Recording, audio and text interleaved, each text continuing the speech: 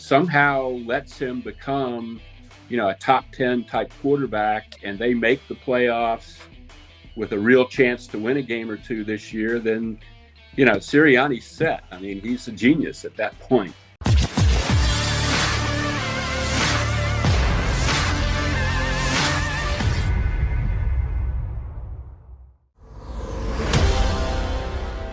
It's the biggest, most important draft in the history of this Philadelphia football franchise. The JAKIB Media Sports 2022 NFL Draft Special. Live on 6abc.com from the Ocean Casino and Resort in Atlantic City. Presented by First Trust Bank, the official bank of the Philadelphia Eagles. IBEW Local 98, Stateside Vodka, United Healthcare, Mesa Law, 6ABC, and Budweiser, the official beer of the Philly sports fan. Sports Take, welcome in, everybody. You've been hanging with us. We appreciate it. Just hopping on. Good to see you. Good to hang with you. Derek Gunn, Barrett Brooks, Rob Ellis, JAKIB Media YouTube Network. And our next guest has done an unbelievable job of covering the Eagles for a long time. Les, when did you get on the Eagles from the Flyers? First off, happy to have you with us, Les. Appreciate it. Good to see you. It was 1853, Rob. No, actually, it was 2002. It was 2002. It's been 20 years. Yes. Amazing. And Les still writing as well and still keeping a very close eye on things. Very good Twitter follow as well. So, Les, I'll start with this. And I like to pose this to our guest that we haven't spoken with before. Your gut, right? As we sit here now, getting closer, thank God. It's tomorrow. Yes. At 15 and 18, what's your gut telling you in terms of a possible move up, move down with a guy like Howie who's can be aggressive and unpredictable at times? Well, this time around, I really have no inside information whatsoever. Sometimes I have a little bit, but I haven't, this year, no. I like, from what I hear about this draft, a lot of people say there may be a dozen or a little more than a dozen real difference makers in this draft. Not good, there are a lot of good players, but real guys that are going to start right away and make a difference in your team. For that reason, I would try to move up from 15, at least into the top 12. And you can't, you don't have to move up to the top 5 or anything. It's not that expensive to move from 15 to 12 or 11 or 10. The problem is, do the teams there want to deal with, want to move back? And then with 18, I'd think about moving back because I'm not sure that the guy at 18 you're going to get is any better than the guy you're going to get at 30, really. And they might both be good players. It is supposed to be a pretty deep draft. And you could probably recoup whatever you spend to go from 15 to 12 by moving back from 18 to late in the round. Theoretically, you have to have other teams that are interested in doing all this stuff, I guess. Interesting. But, I'm sorry. Go ahead, back. I was saying, where are you at as far as, the biggest need for the Birds at this point? Oh, boy. Well, for me, it would be corner. But I know, I went into last year's draft thinking that was their biggest need. Especially in the second round, one thing I was really amazed by last year is we got through to the third day of the draft before they took a corner. And it turned out to be a guy that has some potential, Zach McPherson in the 4th round, but he wasn't like, Patrick Surtain or J.C. Horn or, that's kind of what I was expecting last year. So I have no faith whatsoever that they feel the way I feel, but I would sure try to get, if you could trade up to a position where you could get Sauce Gardner or Derek Stingley Jr. For one thing, I'd love to revisit Derek Stingley's dad was a Phillies prospect in the early 90s, and the Daily News sent me to Albany, Georgia, to watch the Albany Polecats play a series against the Spartanburg single A team that Derek Stingley Sr. played for. And I wrote a huge feature about this guy. I talked to his dad, Darryl Stingley, who, of course, was an NFL wide receiver who was paralyzed on the hit from Jack Tatum. So that'd be a heck of a story if they ended up with Derek Stingley Jr. But, as far as what they're going to do, I think edge rusher, and wide receiver. The edge rusher is always a good bet with the Eagles. If you look at them over the years and the high picks they've spent on edge rushers. However, this is such a good edge rusher draft that maybe you're thinking you get a good edge rusher in the second round. I don't, you don't have to get one in the top 15, I don't think, for him to be a pretty good player. So I like, edge rusher, wide receiver, corner. Those are my priorities. I'll be shocked if they take an offensive lineman this year early, or, they could take a defensive tackle, the guy from Georgia. But, I don't see, Kyle Hamilton's not going to get to them unless they trade up, and they have never drafted a safety in the first round. So those are kind of my parameters right there. Hey, Les, first of all, good to see you again. It's been a while since we've had a time to chat, man. I miss Yes. our conversations. Secondly, not just in our chat line here, but, when you look at social media platform in general, so many people are basically waiting for Howie to fail again this draft. but based on what he accomplished in 2021, shouldn't we give him the benefit of the doubt before we even start to critique what he hasn't done yet tomorrow? Well, sure. That's pointless. He is the general manager. He's going to make the picks. Right. Saying that he's terrible at it and stuff like that isn't productive in any way. And he isn't terrible at it. He has a very mixed record at it, I would say. And there have been years where they have stuck to their board and the scouts, like last year, which was a very good draft. And there have been years when they've kind of gone off and done things that made the scouts shake their heads a little bit. And then there have been years when stuff happened that was kind of nobody's fault. Like the one that there sticks in my mind. I was in Nashville in 2019 for the year they drafted Andre Dillard. And Andre Dillard you look at anybody's mock from that year, any of the draft ratings, top 10 pick, top 15 at the worst. And he dropped, and they jumped up to 19 or 22 to get him. And, it wasn't a great pick. Andre Dillard is still going to play in the league, I think, and be a starter somewhere, maybe here, who knows. But it wasn't what they hoped. And frankly, they hadn't done the work on Andre Dillard because they never thought they would have a chance to draft him in the first round. Right. After the fact, they kind of talked about this phone conversation he'd had with Jeff Stoutland, but they didn't bring him into NovaCare. He wasn't a top 30 visit, and they really hadn't dug too deep.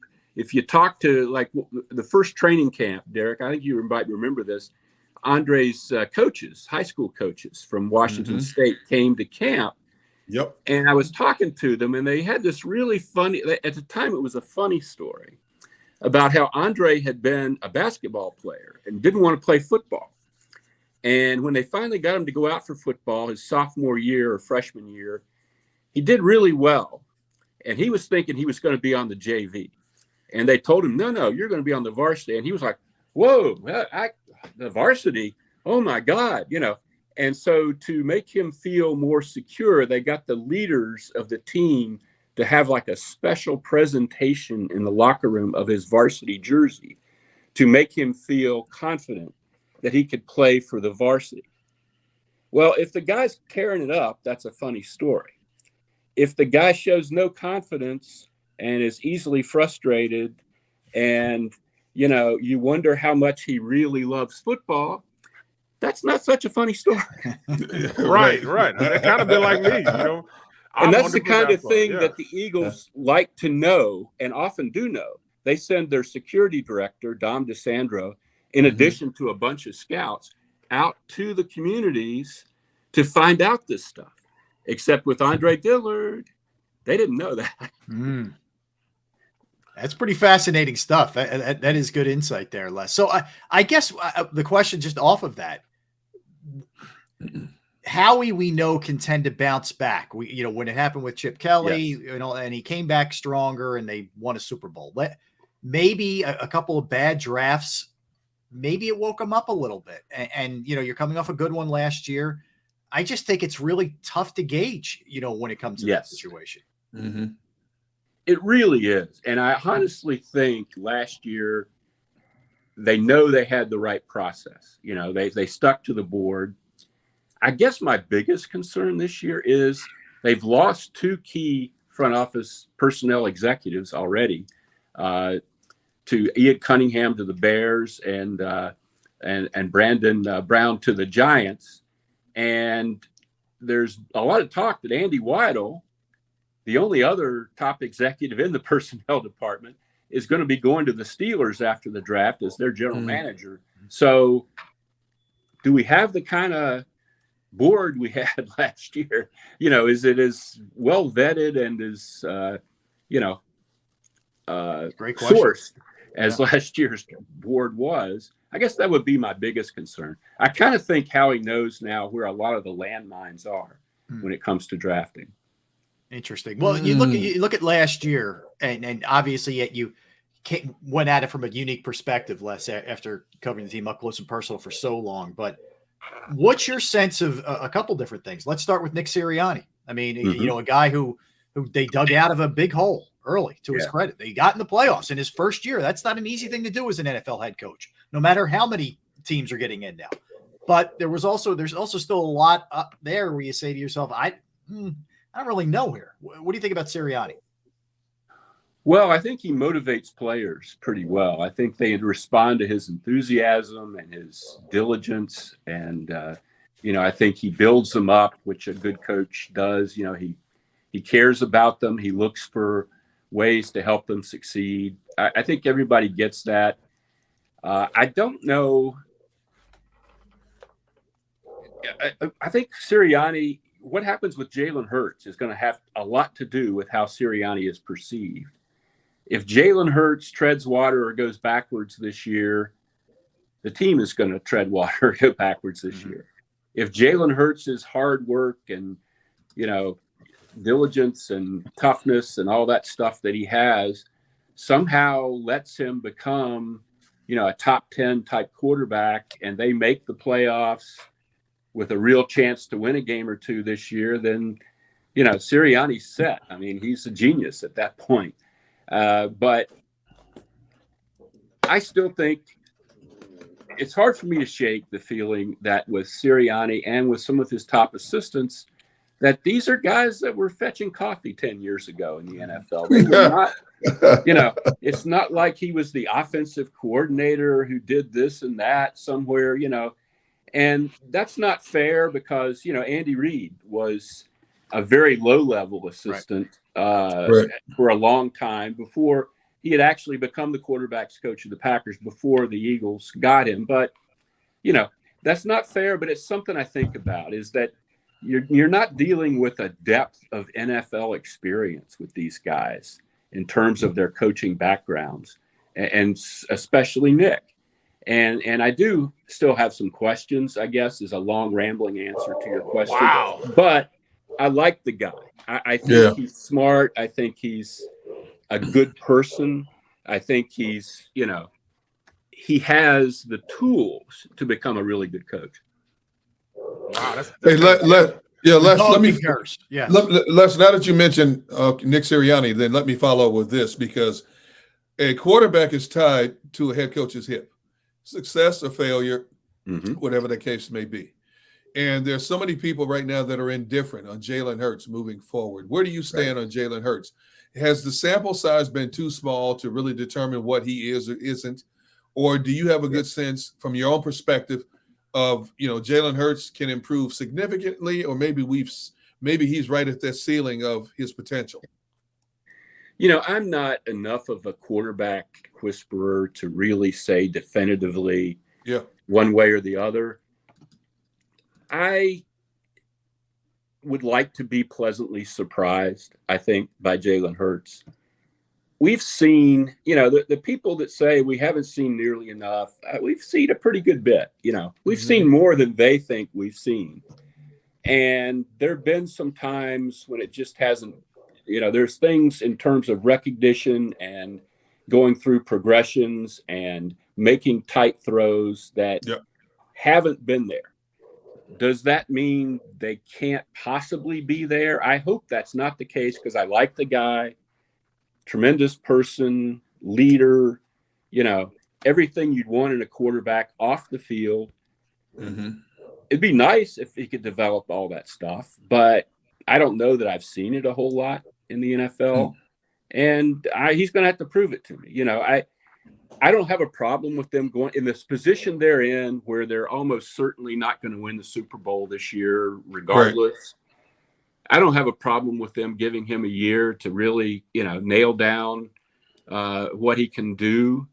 But if they could have gotten Russell Wilson this offseason, I think that would have been really nice. That's kind of where I am. Les, I haven't had a chance to talk to you about this, not to completely veer off from the Eagles. We will get it back. But you look at Carson Wentz, who's now a Washington Commander. One of my favorite subjects, Rob. What the heck happened, man? My best stab at that is the Super Bowl. At the time, coaches praised Carson for the way he handled all of that stuff with Nick winning the Super Bowl. But I think the way Carson handled it publicly and the way he felt inside about it were two very different things.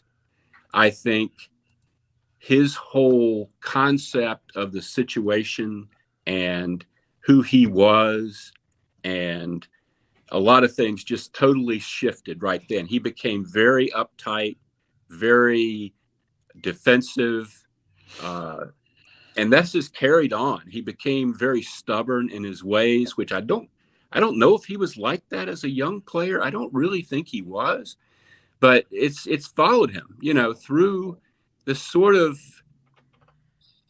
the guy that won all those games in 2017 was brash, and he could.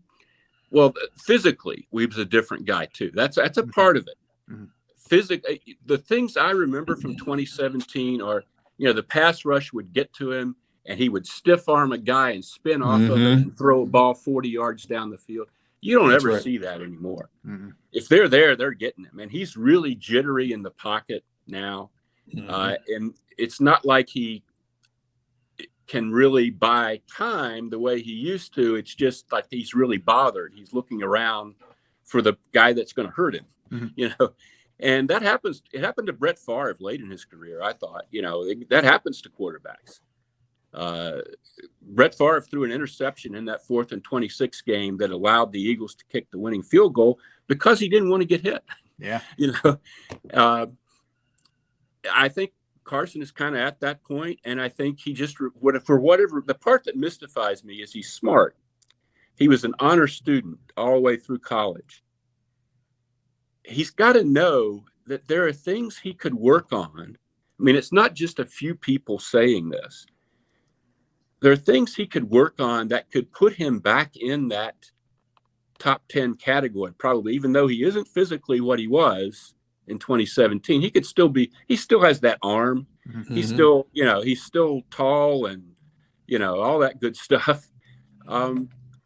He just won't do it. And he wouldn't do it for Indianapolis. First thing he did when he got there was refuse to get vaccinated, when the owner was kind of making that something that he wanted him to set an example for the rest of the team. How can you not see that when you're coming out of one situation where you were not perceived to be the right kind of leader, that when you go to another situation and the owner wants you to do something to show leadership and you say, that's not really the right thing for me, that was the wrong foot to get. And I think that's more than what happened at the end of the season. I think Irsay got down on him as a person, just because of stuff like that. So that's a long answer. Can he be successful in Washington? I guess. I mean, third chances, I don't know what the percentages are on those. He'll have Terry McLaurin, good coach, and Ron Rivera. But unless he really sees the light on some things, I don't think he'll ever be what we thought he was going to be. And I've never been more wrong about a player in my entire career. Me too. I was I was ringing the bell, Carson this, Carson that, but I learned. So I'm not gonna get caught up in the same situation with Gannon. You know, as far as him being the defensive coordinator and understanding. All right, this is a great draft for defense, and I think they are going the right defensive positions. I think they are going to go defense. But even if you give him all this that they have right now, I saw two different coordinators when I watched him. When he had a bad or average quarterback, he was more aggressive. When he had the top quarterbacks, he became too passive in how he called things. You think if he got, first round corner, first round edge rush or whatever, does he have the capacity to call a more aggressive game than has he been called? Boy, that's a good question, Barrett. I don't know. I mean, you're absolutely right. Against really good quarterbacks, they just sat back and got killed. Yep. And I don't really understand it. I don't know him well enough yet to. Yeah, with COVID, we have never had chances with these guys since they were hired to really just sort of sit down one-on-one or even 12-on-1 off the record, and kind of feel them out. It's all press conferences. And from his press conferences, I think he's a smart guy, but a lot of smart guys have very rigid opinions about things that they're wrong about. And I don't know. I mean, the fact that other teams like him, I mean, they really do. Right. Tells me that he is someone who's taken seriously in the league. But, I see what you see. They could draft a top press type corner and then try to make him a zone corner or some, ridiculous nonsense like that. I kind of liked Jim Schwartz in some ways. I thought at times Jim Schwartz did a lot with a little in terms of talent. Yeah. But when you see a guy like Rasul Douglas go to a different scheme and become the interceptions leader in the National Football League, it really just makes you want to hit your head against the wall, Three of his guys, Mills and the kid from Washington. I mean, he went to Sidney Jones. He loved Mills. He would never give Douglas a chance, man. No, he wouldn't at all. Yep. Yeah. It was crazy. Hey, Les, we were talking earlier in the show before you got on. We were taking a trip down memory lane about the rigors of what training camp used to be back in the early 2000s compared to what it is today. And I basically brought up the point. I think training camp today are more detrimental than helpful to players getting their bodies ready for the rigors of a now 17-game season. Do you feel the same way? And Barrett brought up how the soft tissue injuries in particular have really gone through the roof over the last couple of years because basically I think training camps are a joke now compared to what we were accustomed to watching back in the early and mid-2000s. Well, so much has changed. These guys, the guys that are serious about it, work with trainers year round and, measuring their body fat in March and, stuff like that. It's not like it used to be. That's what Derek does. Exactly. Yeah. Hey. And really the Eagles have one of the least stressful or rigid off-season programs in the NFL in terms of the time they're going to spend on the field this spring. That time is valuable to like rookies and second year guys because they have to learn what the hell's going on and who these guys are around them and all that. But for Brandon Graham and, Jason Kelsey, let them go home, I mean, you can't because you have to have somebody to teach these young guys. But yeah, I think training camp is largely a waste of time for veterans who aren't changing schemes, and there has to be a way, especially now that you're playing a 17-game season. They have whittled the exhibition season down a little bit. I think you could go with one game and a bunch of, practices against another team and shorten the whole thing down by a couple weeks and really have fewer injuries. And the Eagles had decent injury luck last year, by the way. Yeah. By doing things a little less, strenuously. No doubt, no doubt. So, Les, how was being able to take a step back from the craziness for all those years? How was the past year or so? I've enjoyed it, Rob. It's a little bit, you're used to a routine, and you're out of that routine, and it's kind of odd in that way.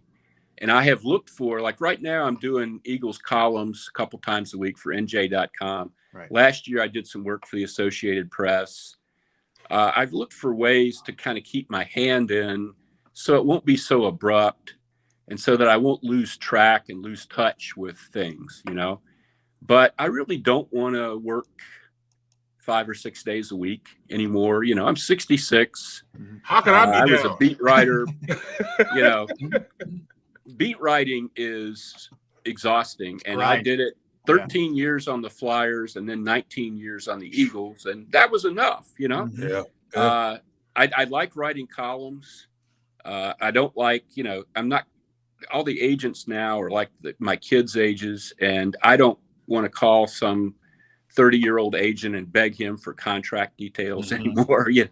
I just, that part of it I'm done with. But I still like writing, and I still like, analyzing what's going on. And I've been very fortunate in that I've been given opportunities to do that, and it's, I appreciate them very much, because it would be very easy once I retired from the Inquirer for people to just sort of forget that I was ever around.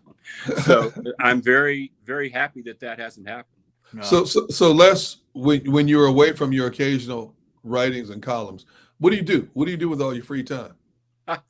Well, I've tried to get back into running. My knees are terrible. I can't really run. I run like a little old man, but I am a little old man. So there's that. We have this dog who's like a rescue pit bull from Kensington, and she's a handful. And we're actually doing some training now. She's very aggressive to other dogs, not to people, but she thinks basically if you see a dog, you're supposed to fight. And that's kind of, not a good thing. So we're doing a lot of work with that. I have 2 sons, one in Denver, one in Baltimore. I wrote a piece for the Inquirer back in November about going to the Eagles-Broncos game with my sons and sitting in the stands for the first time ever with my kids, watching an Eagles game. And that was fun. As you know, I'm from Charlotte. My mom's 96. I get down there once a month or so. I'm finding ways to occupy my time. Good. Well, it's good to hear. It's good to talk some football with you, Les. And you can follow Les at Les Bowen on Twitter, and keep up the good work, Les. We love checking you out, NJ.com and the other outlets. But thanks. I'm going to have a thing in a few days they're going to put up. I'm writing it right now. I'm almost done with it.